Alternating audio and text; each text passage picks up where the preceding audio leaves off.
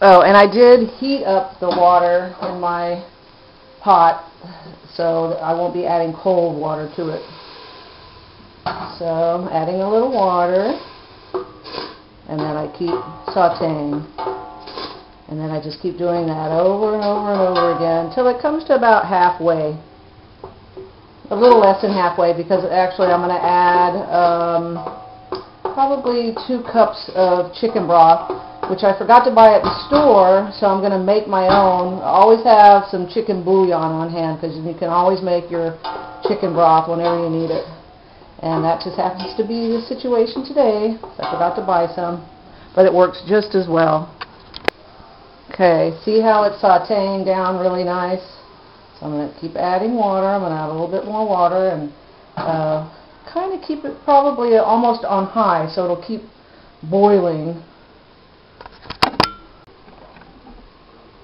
Okay, so it's sauteing so far, I guess about 6 minutes. So I'm going to add some more water and get it coming to a little bit of a boil again. And then I'm going to keep doing this over and over and over until I get to about right there. So stay tuned.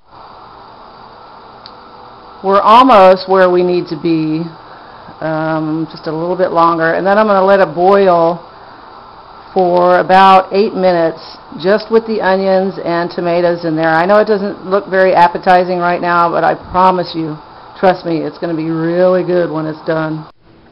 Okay, so I'm going to add the chicken broth that I made from this Knorr chicken flavored bouillon, and this is perfect.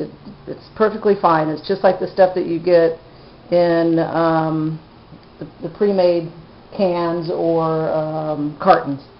So try it sometime. Always keep this on hand, because you can always use bouillon just to spice anything up, or do a nice flavor to something you're cooking. Okay, so I'm going to add the chicken broth that I made. It's 2 cups. The rest of it was just water, but this is going to add some flavor. And I'm going to set the timer for 8 minutes to let that boil, come to a boil, and then boil for about 6 minutes. So set my timer for 8, and I'm going to let it go, and I'll see you in a minute. Okay, so my tomatoes and onions and broth and water have been boiling for 8 minutes. Now I'm going to add 4 potatoes that I've peeled and cut into bite-sized pieces, as you can see. So I'm just going to dump that right in. Okay, and then I have, you're supposed to put some tomato sauce in there too. But what I have here are some leftover diced tomatoes, so I'm just going to add that. It'll serve the same purpose, waste not, want not. Okay, and then I'm going to add a little bit of salt. Gotta have salt. Brings out the flavor and everything. And then I have my ground pepper. So I'm going to put in some ground pepper.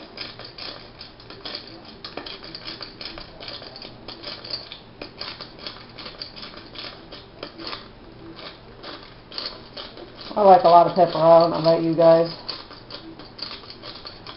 And then you'll add salt, more of this, as you taste it, because everybody's tastes are different, of course. Okay, so this is going to come up to a boil again, and then you're going to do a slow boil until the potatoes are basically done.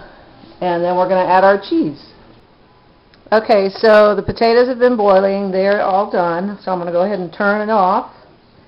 And then I cut up some cheese in little cubes. I used medium cheddar. I didn't use quite a whole bar of it, or whatever you call it. So I'm going to dump that in. Get that last one. And then stir it a little. Make sure that the heat is off, turned off, and then all you have to do is cover it and let it sit, I'd say about, 5 minutes, so the cheese has time to melt, and stir it, and then it is done.